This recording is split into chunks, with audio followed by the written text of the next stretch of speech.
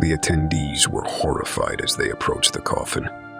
They whispered quietly, although they tried to maintain their composure due to the circumstances, disguising their discontent. But it was true. Everyone wondered what had gone through his mind to embalm Berenice's body in that way. Bernard loved her smile, and that was the way he found to bid her farewell. In truth, he loved that smile more than anything else about Berenice. Before taking the casket away, he desperately asked to be left alone.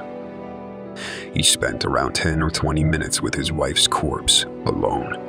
People began to wonder what he might be doing in there. When he emerged, agitated, he made his way through the attendees, without saying goodbye, without looking back, and left.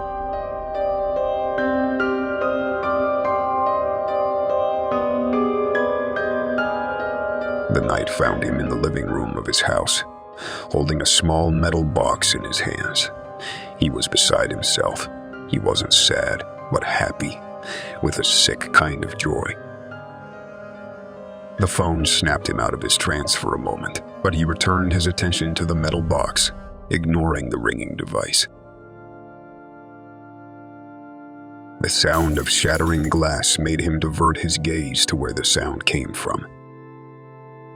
On the floor, shattered to pieces, was the portrait of Berenice, forever smiling.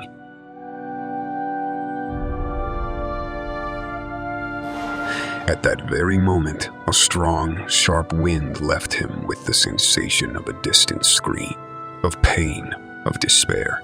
The phone rang again. Annoyed, he picked up the receiver and placed it against his ear just as a crash and a strong gust of wind jolted him out of his trance once more. He looked up toward the front door. It was open.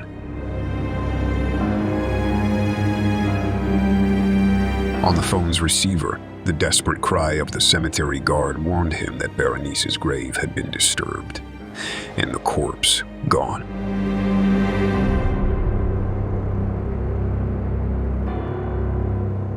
He felt a presence and turned toward it. Standing before him, he saw her.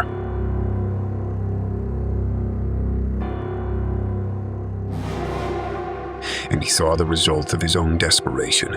Berenice's mouth brutally mutilated, to tear out her beautiful teeth,